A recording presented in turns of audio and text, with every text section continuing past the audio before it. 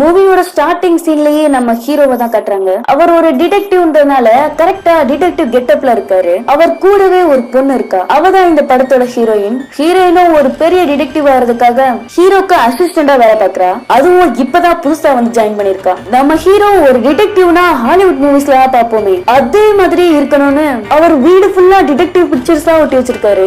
எந்த பக்கம் பார்த்தாலும் ஷெர்லாக் ஹோம்ஸ் தான். ஹீரோவோட காஸ்டியூமை பார்த்தாலே தெரியும் எந்த அளவுக்கு டிடெக்டிவ் வேலையில ஊறி போயிருக்காருன்னு. நம்ம ஹீரோயினும் ஹீரோ கிட்ட வேலைக்கு சேர்ந்ததுதான் சேர்ந்தா ஹீரோ டிடெக்டிவ் மூவிஸா பார்க்க வச்சே கொள்றாரு. ஏதோ பெரிய டாக்டர் மாதிரி காலையில சாப்பிடுறதுக்கு முன்னாடி இந்த படத்தை பார்க்கணும், காலையில சாப்பிடுறதுக்கு முன்னாடி இந்த டிடெக்டிவ் மூவியை பார்க்கணும், மதியம் இந்த படம், நைட் தூங்குறதுக்கு முன்னாடி இந்த படத்தை பார்த்துட்டு படுத்துருன்னு எழுதி கொடுத்துட்டு இருக்கா. இப்போ ஹீரோவும் ஹீரோயினும் எங்க போறாங்கன்னா ஒரு இடத்துல ஒரு பாடி இருக்கிறதா கால் வந்தது. அது சூசைடா மர்டரான்னு கண்டுபிடிக்கிறதுக்காக ஹீரோயினும் ஹீரோவும் அந்த இடத்துக்கு போறாங்க. ஹீரோ அந்த கிரைம் நடந்த இடத்துக்கு போனதும் இடம் ஃபுல்லா க்ளூஸ தேடி பார்த்துட்டு இது ஒரு மர்டர் தான் கண்டுபிடிச்சிடுறாரு. ஹீரோயினுக்கு ஒரே ஆச்சரியம், எப்படி சார் இதை கண்டுபிடிச்சீங்கன்னு கேட்க அதுக்கு ஹீரோவும் இங்க இருக்கிற திங்ஸ் எல்லாம் வச்சு பார்த்தா இந்த பொண்ணு கண்டிப்பா லெஃப்ட் ஹேண்டா தான் இருக்கணும். அப்புறம் எதுக்காக இந்த பொண்ணு லெஃப்ட் ஹேண்ட்ல சுட்டு சாகாம ரைட் ஹேண்ட்ல சுட்டுக்கணும்? அப்படியே அவ ரைட் ஹேண்ட்ல சுட்டுக்கிட்டாலும் அவ கையில இருந்து கன்னு கீழே விழுந்திருக்கணும்ல. அவ பயத்துல அந்த கன்னை புடிச்சிட்டே இருந்தா கூட அவளோட விரல் ட்ரிகர் மேலதானே இருக்கணும். ஆனா அது அப்படி இல்ல, யாரோ ஷூட் பண்ணிட்டு அந்த கன்னை அவ கையில வச்சிருக்காங்க. அப்புறம் சிகரெட் குடிக்கிற எல்லாருக்கும் ஒரு பழக்கம் இருக்கும், சிகரெட் முடிகிற வரைக்கும் அதை அணைக்க மாட்டாங்க. ஆனா இந்த பொண்ணு பாதி சிகரெட் அடிக்கும் போதே ஷூட் பண்ணி செத்து போயிருக்கா. அப்படி சிகரெட் அடிக்கும் போதே ஷூட் பண்ணிருந்தா அந்த சிகரெட் அணையாம இன்னும் எரிஞ்சு முடிச்சிருக்கணும். ஆனா அப்படி அணையிலேயே எவனோ அந்த சிகரெட் அடிச்சுட்டு அதை அணைச்சி இந்த பொண்ணோட கையில வச்சுக்கிட்டு போயிருக்கான். அப்புறம் நான் இன்னொன்னு சொல்லட்டுமா, இந்த பொண்ணுக்கு சிகரெட் பழக்கமே இல்ல. இவ கையில தவிர வீட்டுல எந்த இடத்துலயும் சிகரெட் இல்ல, குப்பை தொட்டியில கூட இல்ல, ஆஸ்ட்ரே கூட இல்ல. அப்புறம் இன்னொன்னு டேபிள்ல இருக்கிற ஆன்டி டிப்ரெஷன் பில்ஸ் எக்ஸ்பயர் ஆகி 1 இயர் ஆக போகுது. ஒரு மிடில் கிளாஸ் பொண்ணு சாகணும்னா ஃபேன்ல தூக்க மாட்டி செத்துருக்கலாமே, ஏன் கஷ்டப்பட்டு லைசன்ஸ்டு கன்னு வாங்கணும்? இந்த கன்னு, சிகரெட், அந்த ஆன்டி டிப்ரெஷன் பில்ஸ், அந்த சூசைட் நோட்ஸ், இது எல்லாமே இந்த பொண்ணு சூசைட் பண்ணிக்கிட்டான்ற ஆம்பியன்ஸை கிரியேட் பண்றதுக்காக மட்டும்தான். ஆனா இது சூசைட் இல்ல, இது பக்காவா பிளான் பண்ணி பண்ணப்பட்ட மர்டர்னு சொல்ல ஹீரோயினை இதை கேட்டு அசந்து போய் நீங்க சூப்பர் ஜீனியஸ் சொல்ல அந்த நேரத்துல கரெக்டா போலீஸ் வர அந்த போலீஸும் ஏன் யாரா நீ, உனக்கு இங்க வர யார் பர்மிஷன் கொடுத்தான்னு கேட்க ஹீரோவும் அந்த போலீஸ கூப்பிட்டு சார் இங்க வாங்க, இது சூசைட்லாம் இல்ல பக்காவா பிளான் பண்ண மர்டர்னு சொல்ல அதுக்கு அந்த போலீஸ் இது சூசைட் இல்ல மர்டர்னு எங்களுக்கு எப்பவோ தெரியும், அவ ஃப்ரெண்டே பணத்துக்காக நான் தான் கொன்னேன்னு ஒத்துக்கிட்டான்னு சொல்ல அதுக்கு ஹீரோ நீங்க அவளை அடிச்சுதானே கண்டுபிடிச்சீங்க, நான் இந்த இடத்த பார்த்தே கண்டுபிடிச்சிட்டேன்னு சொல்ல அப்போ அந்த போலீஸ் ஹீரோவோட காஸ்டியூமை பார்த்து கலாச்சிட்டு யாரா நீன்னு கேட்க அதுக்கு ஹீரோ பாக்கெட்ல இருந்து டக்குன்னு பர்ஸ் எடுத்து FBI சொல்ல அந்த போலீஸும் எனதே FBI அது அமெரிக்கால தானடா இருக்கும், இங்க எங்க FBI கேட்க உடனே ஹீரோ அமெரிக்கால தான் சார் என்ன பார்த்து காப்பி அடிச்சிட்டாங்க, Fathima bureau of investigation, Fathima என்னோட ஃபர்ஸ்ட் லவ், அந்த பொண்ணு ஞாபகமா வச்சிருக்கேன் சார், பேரு கொஞ்சம் லென்த்தா இருக்கிறதுனால ஷார்ட்டா FBI வச்சிட்டேன் சார் சொல்ல ஒரு 2 வருஷம் கழிச்சு நீங்க அமெரிக்கா போய் FBI கேட்டா FBI அது வெள்ளூர்ல எல்லாம் இருக்குன்னு சொல்லுவாங்க சார், அந்த அளவுக்கு ஃபேமஸ்னு சொல்ல போலீஸ் டிபார்ட்மெண்ட்க்கு நிறைய டிஸ்கவுண்ட் இருக்குன்னு கார்டு எடுத்து நீட்ட ஆனா அந்த போலீஸ்காரே எதுவுமே சொல்லாம முறைச்சுக்கிட்டே இருக்காரு. நம்ம ஹீரோ டக்குன்னு போன் எடுத்து அந்த போலீஸ்கார கூட செல்ஃபி எடுத்து நம்ம 2 பேரும் சேர்ந்து தானே இதை சால்வ் பண்ணோம், Facebookல இருக்கீங்களா சார், டேக் பண்ணதான் கேட்டேன்னு சொல்ல அப்பவும் அந்த போலீஸ்கார் முறைச்சுக்கிட்டே தான் இருக்காரு. அடுத்த சீன்லயே ஹீரோ அந்த போலீஸ்காரர் மொத்துன்னு மொத்தி அந்த கிரைம் நடந்த வீட்டுல இருந்து துரத்தி விட்டுற ஹீரோயினுக்கு சிரிப்பை கண்ட்ரோல் பண்ண முடியல. ஹீரோவும் ஏதோ ஒண்ணு சொல்லி கெத்த மெயின்டைன் பண்றாரு. வீட்டுக்கு வந்து மூவியை காட்டி இங்க பாரு பெரிய பெரிய ஆளுங்க கூட இந்த மாதிரி தப்பு பண்றாங்க, மொக்க வாங்குறாங்க, நம்மளாம் அதுல சாதாரணம் சொல்லி சமாளிக்கிறாரு. நம்ம ஹீரோக்கு அப்படி ஒண்ணும் பெரிய பெரிய கேஸ் எல்லாம் வராது, சும்மா ஏதோ அங்க இருக்கிற போலீஸ் ஸ்டேஷன்ல இருந்து சின்ன சின்ன கேஸ்க்காக வருவாங்க, அது எல்லாத்தையும் நம்ம ஹீரோ சால்வ் பண்ணி விடுவாரு. அதுல கொஞ்சம் கமிஷனும் வாங்கிப்பாரு போல. ப்ராடக்ட் சேல் பண்றதுக்காக ஆட் கொடுப்பாங்களே அந்த மாதிரி ஹீரோவை ஆட் கொடுக்கறாரு. உங்க வீட்டுல ஏதாவது திருட்டு போயிடுச்சா, உங்க ஹஸ்பண்டுக்கு யாருக்குள்ளயாவது அஃபேர் இருக்கான்னு உங்களுக்கு டவுட்டா இருக்கா, உங்க ஃபேமிலில யாராவது கிட்னாப் பண்ணிட்டாங்களா, பிரச்சனை எதுவா இருந்தாலும் ஒரே ஒரு சொல்யூஷன் தான், போனை எடுங்க, இந்த நம்பருக்கு டயல் பண்ணுங்க, எங்களுக்கு கால் பண்ணுங்க, உங்களுக்காக நாங்க இருக்கோம், கிரைம் சும்மா ஐஸ்கிரீம் மாதிரி சாப்பிடுறவங்க நாங்கன்னு சொல்லிட்டு நிறைய ஆட் நோட்டீஸ் எல்லாம் ஒட்டி வைக்கிறான். அப்புறம் கொஞ்ச நாளைக்கு அப்புறம் ஹீரோவோட ஃப்ரெண்ட் ஒருத்தன் கிரைம் ரிப்போர்ட்டரா இருக்கான். நம்ம ஊர்ல அடையாளம் தெரியாத போனாலும் நம்ம சிட்டிலேயே ஒரு மாசத்துக்கு கிட்டத்தட்ட 5-6 பாடிங்க, அதுவும் அடையாளம் தெரியாத பாடிங்க கிடைக்குது, அத பத்தி எனக்கு கொஞ்சம் டீடைல்ஸ் தேவைப்படுது, அத நீ என்னன்னு பாருன்னு சொல்ல அப்புறம் அன்னைக்கு நைட்டு ஹீரோ தூங்கும் போது அவருக்கு ஒரு கனவு வருது. அப்பதான் தெரியுது ஹீரோவோட அம்மா இறந்துட்டாங்க. ஹீரோவால அவங்களோட அம்மா முகத்தை கடைசியா பார்க்க கூட முடியல. அதெல்லாம் ஹீரோக்கு கனவுல வரும்போது டக்குனு முழிக்கிறான். அப்போன்னு பார்த்தா ஃப்ரெண்டு கிட்ட இருந்து கால் வருது. என்னன்னு பார்த்தா ரயில்வே ட்ராக் கிட்ட ஒரு பாடி இருக்கு, அத என்னன்னு போய் பாருன்னு ஹீரோவோட ஃப்ரெண்டு கால்ல சொல்ல ஹீரோவோ சரின்னு ஹீரோயினுக்கு கால் பண்றாரு. ஆனா ஹீரோயின் கால் அட்டென்ட் பண்ணல. அதனால ஹீரோ மட்டும் அந்த ஸ்பாட்டுக்கு தனியா போறான். அந்த ஸ்பாட்ல பார்த்தா யாருமே இல்ல. ஹீரோவும் ஏதாவது க்ளூஸ் கிடைக்குமான்னு பாத்துட்டு இருக்க அந்த இடத்துக்கு அப்பதான் போலீஸ் வராங்க. வந்தது ஸ்பாட்ல ஹீரோ இருந்தனால நீதான் இந்த வேலையை பார்த்திருக்கன்னு ஹீரோவை பிடிச்சு ஜெயில போட்டுற. இந்த விஷயத்தை கேள்விப்பட்டு ஹீரோயினா ஹீரோட ஃப்ரெண்டும் அந்த இடத்துக்கு வர, ஆனா போலீஸ் இவனை வெளியே விடுற மாதிரி இல்ல. சரி வெயிலையாவது வெளியே எடுக்கலான்னு ஹீரோவோட ஃப்ரெண்டு கேட்டா அன்னைக்குன்னு பார்த்து கோர்ட்டு லீவு, வேற வழி இல்ல, இன்னைக்கு ஒரு நாள் ஹீரோ இந்த ஜெயில தான் இருந்தாங்க. அப்படியே அன்னைக்கு நைட்டு ஜெயில இருக்கும்போது திடீர்னு ஒருத்தரை பிடிச்சு ஜெயில போடுறாங்க. அவரு வந்ததுல இருந்து உண்மையே உட்கார்ந்து இருக்காரு. அதை பார்த்ததும் ஹீரோ மனசு கேட்காம உங்களுக்கு என்ன பிரச்சனை சொல்லுங்கன்னு கேட்க, அதுக்கு அவர் என்ன சொல்றாருன்னா, என்னோட பொண்ணு இந்த மாசம் 18ஆம் தேதி ஒரு வேலை விஷயமா செங்கல்பட்டு போனா. அன்னைக்கு ராத்திரி அவ எனக்கு கால் பண்ணா. அப்பா எனக்கு ரொம்ப பயமா இருக்கு, ஒரு 3 பேர் என்னன்னு சொன்னா அதுக்குள்ள போன் கட் ஆகிருச்சு. அதுக்கப்புறம் நிறைய தடவை நான் அவளுக்கு கால் பண்ணேன், ஆனா கால் போகவே இல்லை. என்ன பண்றது, யார்கிட்ட சொல்றது எதுவுமே எனக்கு புரியல. உடனே என் ஃப்ரெண்ட கூட்டிட்டு செங்கல்பட்டு போலீஸ் ஸ்டேஷன் போய் நாங்க ஒரு கம்ப்ளைண்ட் கொடுத்தோம். அப்போ அங்க இருந்தவங்க அடையாளம் தெரியாத பாடி ஒண்ணு இருக்கு அதுவான்னு போய் பாருங்கன்னு சொல்ல, நானும் அந்த பொண்ணத்தை போய் பார்த்தேன். அது என்னோட பொண்ணுதான், அவளை ரேப் பண்ணி கொண்டு இருக்காங்க. ஆனா போலீஸ் என்ன பண்ணிட்டாங்கன்னா லவ் ஃபெயிலியர்ல தற்கொலை பண்ணிக்கிட்டான்னு கேஸ க்ளோஸ் பண்ணிட்டாங்க. ஆனா அது எதுவுமே உண்மை இல்ல. அவ உடம்ப பார்க்கும் போதே எனக்கு தெரிஞ்சது அவளை யாரோ கொடூரமா கற்பழிச்சு கொண்டு இருக்காங்க. அந்த இன்ஸ்பெக்டரும் நான் சொன்ன ஒரு வார்த்தையை கூட காதுல வாங்கல. அப்போ உடனே ஹீரோ ஊடால நீங்க யார் மேலாவது சந்தேகப்படுறீங்களான்னு கேட்க, அதுக்கு அவரு அந்த பாடி கிட்ட அன்னைக்கு என்னோட பொண்ணோட பாடி கிட்ட ஒரு செல்போன் கிடந்தது, நான் அவளோட போன் கால் ரெக்கார்ட்ஸ் எல்லாம் செக் பண்ணேன். அன்னைக்கு ராத்திரியே அவளுக்கு 3 நம்பர்ல இருந்து தொடர்ந்து கால் வந்திருக்கு. எனக்கு ரொம்ப சந்தேகம் ஆயிடுச்சு. உடனே செங்கல்பட்டு போய் அந்த போனை போலீஸ் கிட்ட ஒப்படைச்சேன். அவங்களும் வெரிஃபை பண்ணிட்டு நான் உங்களை கூப்பிடுறேன்னு சொன்னாங்க. அப்புறம் திரும்ப நான் போய் கேட்கும் போது அப்படி ஒரு போனே நீங்க குடுக்கலன்னு சொல்லிட்டாரு. அதுக்கப்புறம் தான் நான் இந்த ஸ்டேஷனுக்கே வந்தேன். ஆனா இங்க என்ன பண்ணாங்கன்னா எவனோ தெரிஞ்சதுக்கு என்ன உள்ள தள்ளிட்டானுங்க அப்படின்னு சொல்லி ஹீரோ கிட்ட அழுது புலம்புறாரு. அப்போ அவரோட பொண்ணு போட்டோவையும் காட்டுறாரு. அப்புறம் அந்த 3 நம்பர்ல இருந்து தொடர்ந்து கால் வந்தது. அந்த நம்பரையும் எதுக்கு யூஸ் ஆகுன்னு ஒரு பேப்பர்ல எழுதி வச்சிருந்திருக்காரு. அதை எடுத்து இப்ப ஹீரோ கிட்ட கொடுக்க ஹீரோவும் நைட் ஃபுல்லா இத பத்தி யோசிச்சுக்கிட்டு இருக்காரு. அப்புறம் மறுநாள் வீடியோவும் ஹீரோவை ஜெயில இருந்து அனுப்பி விட்டுறாங்க. ஹீரோ வெளியே வந்ததுமே அந்த 3 நம்பரை வச்சு டீடைல்ஸ் எல்லாத்தையுமே கண்டுபிடிச்சிருக்காரு. ஆனா 2 நம்பர் பையன் தான்றத கன்ஃபார்ம் பண்ணி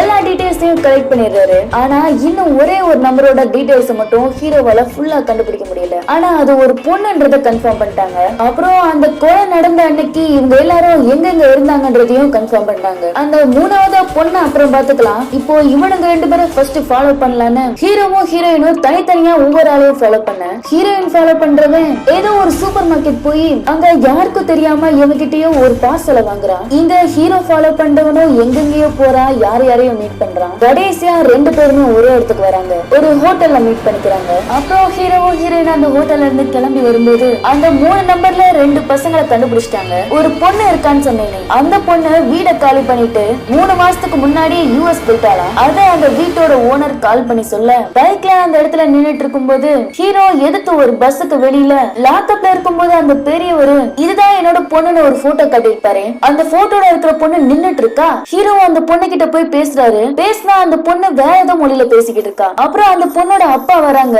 அவர்கிட்ட ஹீரோ சொல்றாரு. ஆனா அந்த பொண்ணோட அப்பா திட்டி அனுப்பி விட்டுற. ஹீரோக்கு என்ன நடக்குதுன்னே புரியல. என்னடா செத்து போயிட்டா நினைச்ச பொண்ணு இப்போ உயிரோட தான் இருக்கா. இதுக்கு ஒரு முடிவு கிடைக்கணும்னா அந்த ஜெயில இந்த பொண்ணோட அப்பாவை பார்த்தோமே அவங்களதான் போய் பார்க்கணும்னு திரும்பவும் அங்கேயே போய் பாக்குறாரு. ஆனா போலீஸ் இங்க அப்படி ஒருத்தர் இல்லவே இல்லன்னு சொல்ல, ஹீரோவும் நல்லா செக் பண்ணி பாருங்க சார், அவர் ஒரு பெரியவர், ரூரல் போலீஸ் ஸ்டேஷன்ல இருந்து இங்க சப் ஜெயிலுக்கு டிரான்ஸ்பர் பண்ண போறதா என்கிட்ட சொன்னாரு, நல்லா ஒரு தடவை பாருங்க சார் சொல்ல, அந்த போலீஸ்கார நல்லா செக் பண்ணி பார்த்துட்டு அதுக்கு போலீஸும் நல்லா செக் பண்ணி பார்த்துட்டு 3 நாளா ரூரல் ஸ்டேஷன்ல இருந்து ஒருத்தர் இங்க வரலான்னு சொல்லிட இந்த ஹீரோக்கு மண்டையே குழம்பு போயிருது. உடனே ஹீரோ அன்னைக்கு லாக்அப்ல இருந்தாரு அந்த ஸ்டேஷனுக்கு வந்து பார்க்க அங்க இருக்கிற போலீஸ் ஹீரோ கேக்குறதுக்கு சரியா ஆன்சர் பண்ணவே மாட்டாங்க. அந்த பெரியவர் செங்கல்பட்டு போலீஸ் ஸ்டேஷன்ல கம்ப்ளைண்ட் பண்ணேன்னு சொன்னாரு. அதை விசாரிச்சா இதெல்லாம் தெரிஞ்சிடும்னு ஹீரோவும் ஹீரோயினும் கிளம்பி செங்கல்பட்டு போறாங்க. அங்க போய் அந்த போலீஸ் ஸ்டேஷன்ல விசாரிச்சா நீங்க சொல்ற அன்னைக்கு ஒரு பாடி கிடைச்சது உண்மைதான், ஆனா அது ஒரு பொண்ணு இல்ல பையன் பாடின்னு சொல்லிட ஹீரோக்கு இன்னும் மண்டை குழம்பு போயிருது. இங்க என்ன நடக்குதுன்னு குழம்பிக்கிட்டு இருக்க. அப்புறம் திடீர்னு நியூஸ்ல பார்த்தா நம்ம ஹீரோ ஒருத்தரை ஃபாலோ பண்ணிட்டு போனாரு. அவனை யாரோ கொலை பண்ணிட்டாங்க. அவனை கொலை பண்றதுக்கு முன்னாடி நாள் டே ஃபுல்லா ஹீரோ தானே அவனை ஃபாலோ பண்ணிட்டு இருந்தான். அதை எல்லாத்தையும் சிசிடிவில பார்த்துட்டு போலீஸ் ஹீரோவை அரெஸ்ட் பண்ணி ஜெயில போட்டுறாங்க. ஹீரோ இப்ப ஜெயில இருக்கிறதுனால ஹீரோயின் ஒருத்தனை ஃபாலோ பண்ணிருப்பாங்களே, ஒருவேளை அவன் இவனை கொண்டிருக்க வாய்ப்பு இருக்குன்னு ஹீரோயினா அவனோட வீட்டுக்கே போய் விசாரிச்சுட்டு வர சொல்றாங்க. ஹீரோயினும் ஹீரோட ஃப்ரெண்டும் அவங்க வீட்டுக்கு போய் பார்த்தா அங்க அவனும் செத்து இருக்கான். ஹீரோயின் அதை பார்த்துட்டு வந்து ஹீரோ கிட்ட சொல்ல சொல்ல அப்போ இன்னும் ஒரு விஷயத்தையும் சொல்றா. இந்த மர்டருக்கு யூஸ் பண்ண வெப்பன்ல ஹீரோவோட கைரேகை இருக்குன்னு சொல்லிடுறா. அப்பதான் ஹீரோக்கு ஒரு பெரிய உண்மையே புரியுது. இந்த கேஸ் நமக்கு வர வச்சிருக்காங்க. நான் அவங்க 2 பேரையும் ஃபாலோ பண்ணி இன்வெஸ்டிகேட் பண்றதா நினைச்சுக்கிட்டு இருந்தேன். ஆனா இன்வெஸ்டிகேட் எதுவுமே இல்லைங்க. அன்னைக்கு ஃபுல்லா எனக்கு எதிராக எவிடன்ஸ் நானே அவங்களுக்கு ரெடி பண்ணி கொடுத்திருக்கேன். அன்னைக்கு ஒரு இளநீ கடையில கீழே கத்தி விழுந்துருச்சு. அதை கீழே இருந்து எடுத்து வச்சேன். அதுல இருந்து தான் என்னோட பிங்கர் பிரிண்ட்ஸ் எடுத்திருக்காங்க. நான் அந்த ஸ்டேஷன்ல இருக்கும்போது அந்த பெரியவர் சொன்ன எல்லாமே கட்டுக்கதை தான். அவங்களை கொல்றதுக்காக வேணும்னே பிளான் பண்ணி என்ன மாட்டி விட்டுருக்காங்க. நான் அவங்களை ஃபாலோ பண்ணும்போது அவங்க எங்கெங்கெல்லாம் போனாங்களோ அந்த இடத்துக்கு நம்மள போய் விசாரிச்சோம்னா கண்டிப்பா அவங்க என்ன பிளான் போட்டாங்கன்றது நமக்கு தெரிஞ்சிடும் ஹீரோ சொல்ல. அதுக்கு ஹீரோ வெளியே இருக்கணும்ல. அதனால ஹீரோ என்ன பண்றாருன்னா இந்த கொலை நடந்ததா சொல்றது 9 மணிக்கு. கரெக்டா 9 மணிக்கு ஹீரோ சப் ஜெயிலுக்கு போயிருக்காரு. அங்க இருக்க சிசிடிவி ஃபுட்டேஜ காட்டி ஒரு 5 நாள் பெயில்ல வெளியே வராரு. இப்போ ஹீரோக்கு இருக்கிறது வெறும் 5 நாள் தான். அதுக்குள்ள இது எல்லாத்தையுமே கண்டுபிடிக்கணும். வெளியே வந்ததுமே ஃபர்ஸ்ட் ஒரு கார் கம்பெனி ஓனர் கிட்ட போறாங்க. அவர்கிட்ட போய் விசாரிச்சா ஹீரோ ஃபாலோ பண்ணிட்டு வந்தவன் இங்க கார் புக் பண்ணிருக்கான். திரும்ப காரை இங்க விட்டுட்டு போகும்போது அவனோட திங்ஸ் தெரியாம இதுல விட்டுட்டு போயிட்டான். அதனால ஃபர்ஸ்ட் இங்க வந்து திங்ஸ் வாங்கிட்டு போயிருந்திருக்கான். அததான் ஹீரோ பார்த்து இங்க ஏதாவது க்ளூ கிடைக்குமான்னு வந்திருக்காரு. ஆனா இங்க வெறும் திங்ஸ் தானே வாங்க வந்தான். அப்புறம் அவன் இன்னொருத்தனை போய் மீட் பண்ணி இருந்திருப்பான். அவங்கிட்ட போய் இவனை பத்தி விசாரிக்க அவன் என்ன சொல்றானா இந்த மாதிரி அடையாளம் தெரியாத பாடிஸ நியூஸ் பேப்பர் ஆர்டிகல்ஸ் எல்லாம் கலெக்ட் பண்ணிட்டு இருந்தாரு. அதை எல்லாத்தையுமே வாங்கிட்டு போயிட்டாரு சார்னு சொல்ல அப்புறம் தான் ஹீரோக்கு ஒண்ணு தெரிய வருது. ஹீரோ ஃபாலோ பண்ண 2 பேருமே ஒரு கிரிமினாலஜி ஸ்டூடெண்ட். அன்னைக்கு நைட்டு ஹீரோவும் ஹீரோயினும் அந்த 2 பேர்ல ஒருத்தரோட வீட்டுக்குள்ள போய் ஏதாவது கிடைக்குமான்னு தேடிக்கிட்டு இருக்க அப்போ ஒரு சூப்பர் மார்க்கெட்ல எவனோ ஒருத்தன் மறைஞ்சிருந்த ஒரு பார்சல கொடுத்திருப்பானே அதை இவங்க கண்டுபிடிக்கிறாங்க. அந்த பார்சல்ல ஹீரோவை பத்தின டீடைல்ஸ் எல்லாமே தெளிவா இருக்கு. இப்போ இவங்க எதுக்காக ஹீரோவோட டீடைல்ஸ் கலெக்ட் பண்ணாங்கன்றது ஹீரோக்கே தெரியல. அப்புறம் அந்த வீட்ல இருந்து கார் எடுத்துட்டு கிளம்பலான்னு பார்க்கும்போது ஹீரோயின் அவளோட போன அந்த வீட்லயே மறந்து வச்சுட்டு வந்துட்டா. அதனால திரும்ப எடுக்கிறதுக்காக அந்த வீட்டுக்குள்ள போக ஹீரோயின் போனதுமே இந்த கார் குள்ளக்க எவனோ ஒருத்தன் இந்த காருக்கு பேக் சீட்ல இருந்து ஹீரோவை கொல்றதுக்கு ட்ரை பண்றான். அப்போ டக்குன்னு ஹீரோயின் வந்துடுறா. அவ வருவோம் அவன் ஹீரோவை விட்டுட்டு தப்பிச்சு ஓடி போயிடுறான். அப்போ ஹீரோவோ இவனுங்க நம்மள கொல்லணும் ட்ரை பண்றானுங்கன்னா அப்போ நம்ம இன்வெஸ்டிகேஷனை கரெக்டா தான் பண்ணிக்கிட்டு நினைக்கிறேன். அந்த நேரத்துல ஹீரோ போலீஸ் ஸ்டேஷன்ல இருந்தாரு. அங்க இருந்த ஒரு போலீஸ் ஹீரோவும் ஹீரோயினும் பேசிக்கிட்டத ஜெயில இருக்கும்போது கேட்டே தான் இருந்திருக்காரு. இப்போ அவரை ஹீரோக்கு ஹெல்ப் பண்ணலாம்னு முடிவு பண்ண இவங்க 3 பேருமே சேர்ந்து ஹீரோ ஃபாலோ பண்ணானே அவன்கிட்ட ஒரு பார்சல கொடுத்தாரு. அவனை கண்டுபிடிக்கிறாங்க. அவன் என்னன்னா அதே ஸ்டேஷன்ல வேலை பார்க்கிற ஒருத்தன் தான். அவன் என்ன சொல்றான்னா ஹீரோ ஃபர்ஸ்ட் சீன்ல அந்த ரயில்வே ட்ராக் கிட்ட ஒரு பாடியை பார்த்துட்டு இருந்தாரு. அப்ப கூட அந்த பாடி கிட்ட ஹீரோ இருந்தனால போலீஸ் ஹீரோவை அரெஸ்ட் பண்ணிட்டு போனாங்க. இது எல்லாத்தையுமே ஹீரோ ஃபாலோ பண்ண அந்த 2 பேரும் பார்த்துட்டே தான் இருந்திருக்காங்க. அப்புறம் தான் இந்த அடையாளம் தெரியாத பணத்துக்கும் ஹீரோக்கும் ஏதாவது சம்பந்தம் இருக்குமோ நினைச்சு ஹீரோவோட டீடைல்ஸ் கலெக்ட் பண்ணிருக்கானுங்க. ஹீரோவோட டிடெக்டிவ் தெரிஞ்ச அப்புறம் ஹீரோ கிட்ட ஹெல்ப் கேட்கலான்றதா இவனுங்களோட பிளான். அப்புறம் அன்னைக்கு நைட்டே இவங்களுக்கு ஏதோ ஒரு உண்மை தெரிஞ்சிருக்கு. அதனாலதான் யாரோ இவங்க 2 பேரையுமே கொலை பண்ணிட்டு அந்த பழிய மொத்தமும் ஹீரோ மேல தூக்கி போட பார்த்திருக்கானுங்க.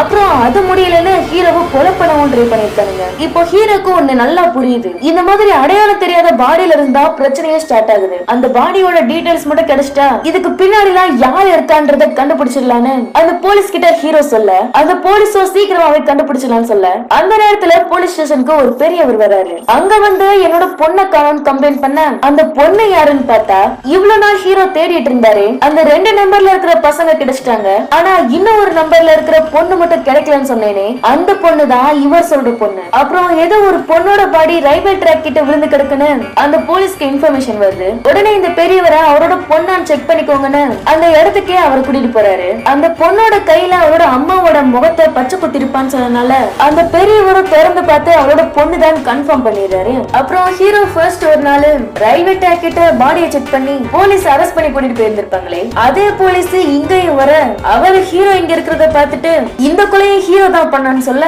ஹீரோக்கு கோவம் வந்து அந்த போலீஸ்கார் கூட சண்டையை போட அப்புறம் ஹீரோக்கு ஹெல்ப் பண்ற ஒரு போலீஸ் தான் இதை தடுத்து ஹீரோவையும் ஹீரோயினையும் தனியா கூட்டிட்டு போறாரு. இது எல்லாத்தையுமே ஒருத்தன் கொஞ்சம் தள்ளி இருந்து நோட்டை விட்டுட்டே இருக்கான். இந்த பக்கம் ஹீரோக்கு ஹெல்ப் பண்ற போலீஸ் அந்த ரயில்வே ட்ராக் கிட்ட கிடைச்ச ஒரு பாடிய ஃபுல்லா செக் பண்ண சொல்லிருப்பாரு. அந்த ரிப்போர்ட்ல இப்ப என்ன சொல்றாங்கன்னா இது கொலையே இல்ல சூசைடும் இல்ல இது ஒரு நேச்சுரல் டெத்னு சொல்றாங்க. இத கேட்டதும் ஒண்ணும் புரியல ஹீரோக்கு. அது எப்படி நேச்சுரல் டெத்தா இருக்க முடியும்? நம்ம ஃபாலோ பண்ண 3 பேரையுமே அடுத்தடுத்து கொலை பண்ணிருக்காங்க. கண்டிப்பா இது நேச்சுரல் டெத்தா இருக்க வாய்ப்பே இல்லன்னு சொல்ல இப்போ அவங்க யாரு என்னன்ற டீடைல்ஸ் கலெக்ட் பண்றதுக்காக ஃபிங்கர் பிரிண்ட்ஸும் ஹேர் சாம்பிள்ஸும் மேட்ச் பண்றதுக்காக கொடுத்திருக்காங்க. அதுல மட்டும் ரிசல்ட் தெரிஞ்சிருச்சுன்னா இவங்கலாம் யாரு என்னன்ற டீடைல்ஸ் கிடைச்சிரும்னு சொல்ல அப்புறம் இவங்க 3 பேருமே இங்க இருந்து கிளம்புறாங்க.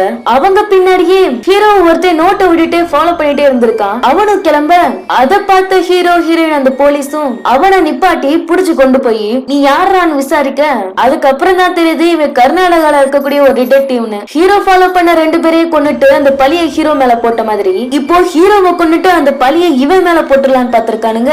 இப்போ ஹீரோக்கு இன்னொன்னு புரிய வருது, ஒரு பெர்ஃபெக்ட் கிரைம கவர் பண்றதுக்காக நம்மள நல்லா யூஸ் பண்ணிட்டு இருக்காங்க.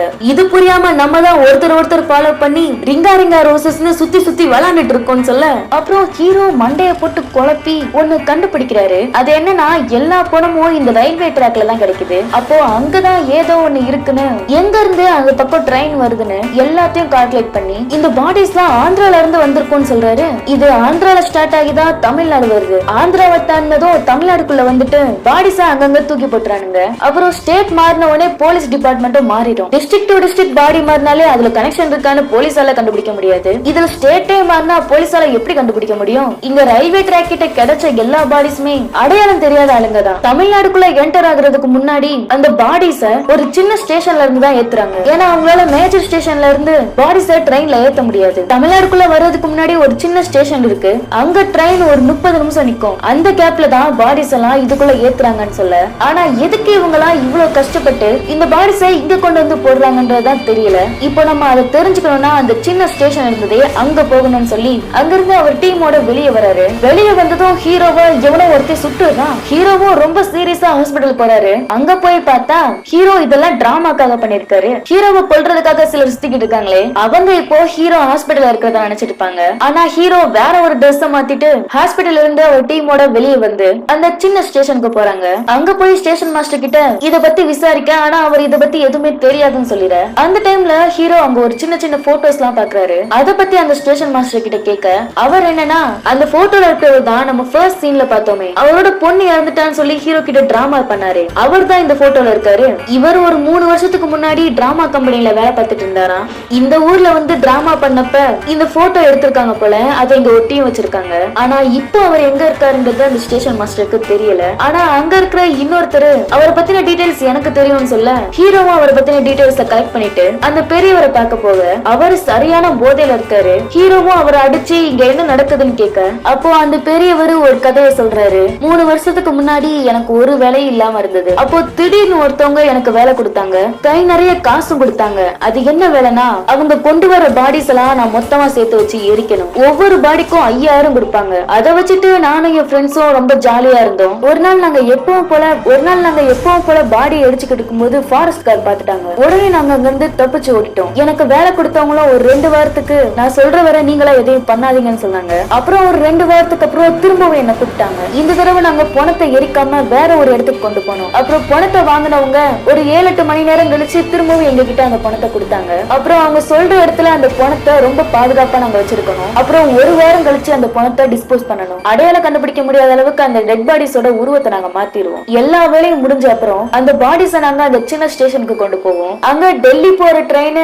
ஒரு 30 நிமிஷத்துக்கு நிக்கும். அதுலதான் நாங்க அந்த பாடிஸ் எல்லாம் ஏத்திப்போம். அப்புறம் பார்டர் கடந்ததும் அந்த பாடிஸ் எல்லாம் டிஸ்போஸ் பண்ண ஆரம்பிச்சிருவோம். இதேதான் நாங்க ரொட்டீனா பண்ணிட்டு இருந்தோம். இதெல்லாம் ஏன் பண்றாங்க எதுக்கு பண்றாங்கன்னே தெரியாது. ஆனா ஒரு நாள் எனக்கு இத பத்தி தெரிய வந்தது. இறந்ததுக்கு அப்புறம் ஒருத்தரோட அஸ்திய கங்கையில கரைச்சா அவங்களோட ஆத்மா சாந்தி அடையுன்றது இந்து மதத்தோட ஐதீகம். அதுவும் அவங்களோட இறுதி சடங்கு காசியில வச்சு நடந்தா அவங்க சொர்க்கத்துக்கு போவாங்கன்னு அடுத்த பிறவில இருந்து முக்தி பெறுவாங்கன்னு நிறைய மக்கள் நம்புறாங்க. அதுவும் முக்கியமா கிராமத்துல இருக்கிறவங்களுக்கு இந்த பணத்தை காசி வரை கொண்டு போய் இறுதி சடங்கு பண்றதுக்கெல்லாம் பெரிய அளவுல காசு இல்ல. இப்படிப்பட்ட ஆளுங்களை தான் இவங்க பயன்படுத்திக்கிறாங்க. அந்த கிராமத்து மக்களுக்கு எல்லாம் நம்பிக்கை வர்றதுக்காக பணத்தை கொண்டு போறதுக்கு முன்னாடி சின்னதா ஒரு இறுதி சடங்கு மாதிரி பண்ணுவாங்க. இறுதி சடங்கும் இறந்து 3 நாளைக்குள்ள பண்ணணும். இல்லன்னா அந்த ஆத்மா இந்த பூமியிலே சுத்திட்டு இருக்கணும்னு சொல்லுவாங்க. அந்த ஆத்மாக்கு என்னைக்குமே சாந்தி கிடைக்காதுன்னு நம்பிக்கை. நாங்க அந்த பணத்தை காசிக்கு தான் கொண்டு போறோம்னு மக்களை நம்ப வச்சுக்கிட்டு இருக்கோம். ஆனா நாங்க அந்த பணங்களை ட்ரெயின்ல இருந்து தூக்கி வீசிடுவோம். இந்த வேலையை பார்த்துட்டு இருக்கும்போது எனக்கு உடம்பு சொல்லாம வந்தது. ஒரு 2 வாரம் நான் ஹாஸ்பிட்டல்ல இருந்தேன். அப்போ